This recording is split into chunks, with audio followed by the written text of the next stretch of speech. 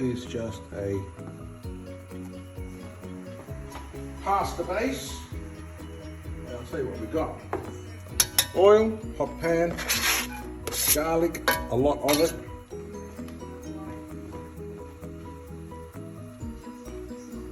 Onions, 1 whole onion, and what we're going to do is we're going to put that in there and just stir it through, wait for it to start browning, and then we're going to add the, we've got some salami that we're going to introduce to it, add a bit more flavour,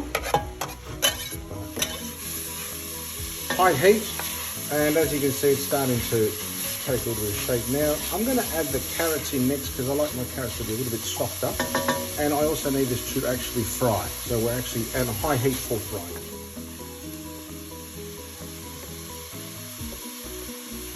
So that's about 2 carrots finely chopped. And like I said, I like to fry my carrots a bit because I like them a bit softer. So we'll just let that fry up a little bit, like I said.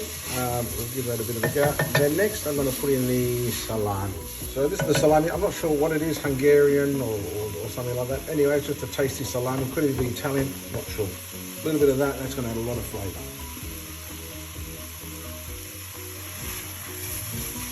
Capsicum, I use green, 1 whole capsicum. By the way, this should feed 10, 12 people. So you'll have to cut back the ingredients if you're going to serve less, or just freeze it and keep eating it for the whole week.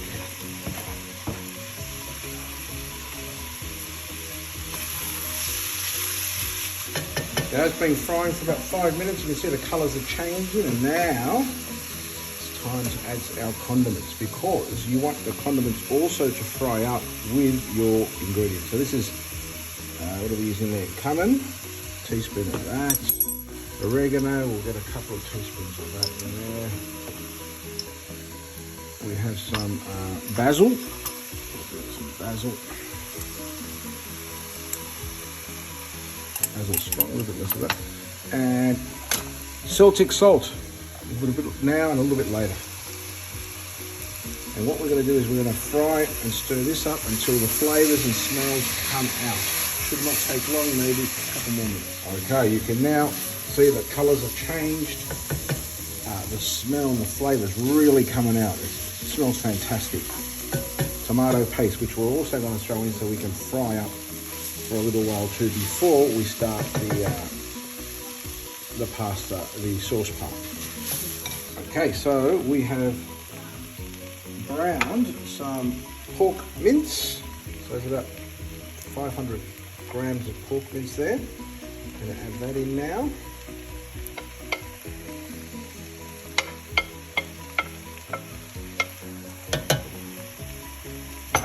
And I have about the same amount, 500 grams of ground beef bits.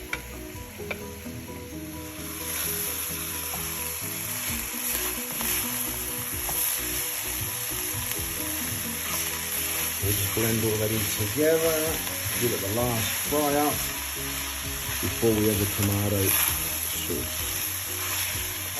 Peeled tomatoes, I guess a tin worth.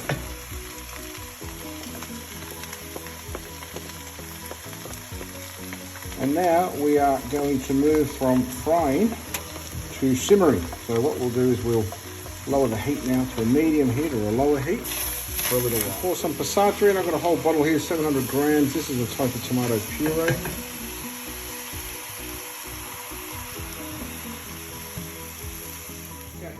I've added that puree in, and I've added about, I don't know, say 1/4 cup of water to help clean out that container. So it's in there as well. We'll now add some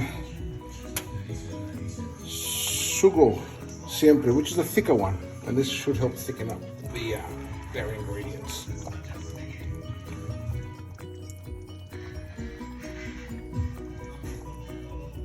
We're going to add some bay leaves. I'll put them in a bouquet garni bag, so we'll set them in there. Now we are going to add a little bit of wine to this. We're going to add a little bit of wine as well, and then we're going to let it sit and just simmer for, say, I don't know, an hour at least.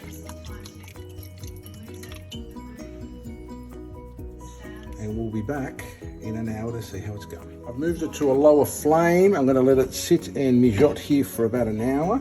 I might add a little bit more water because a lot will be lost, evaporated. And then I've got some options that you may wish to add. I'm going to add some black olives. I think I've got the Kalamata olives and some peas.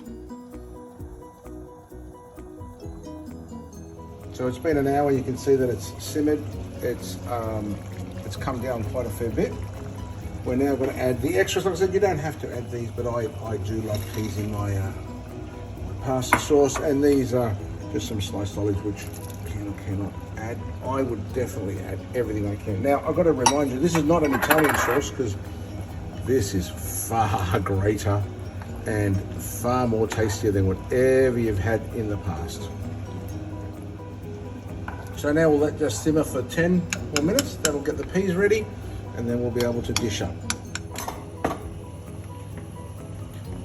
Now that we've got a magnificent sugo going, that's about 5 minutes away or 10 minutes away, we'll prepare our pasta. Please don't spoil your amazing pasta sauce with rubbish pasta.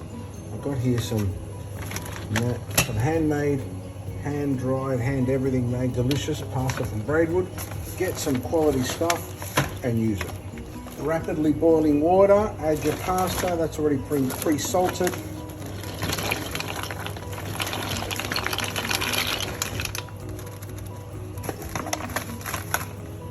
Our pasta sauce has been sitting for about 10 minutes. Our pasta is ready, so it's just sort of like firm on the tooth. Our fantastic fresh pasta from Braidwood.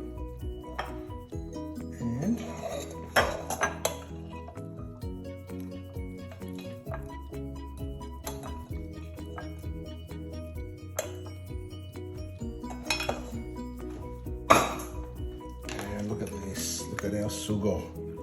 Not for the faint-hearted, and you're on a diet tomorrow and possibly for the rest of the week, but it is sensational. Now what I've done, I've got on the side here, I'll just show you.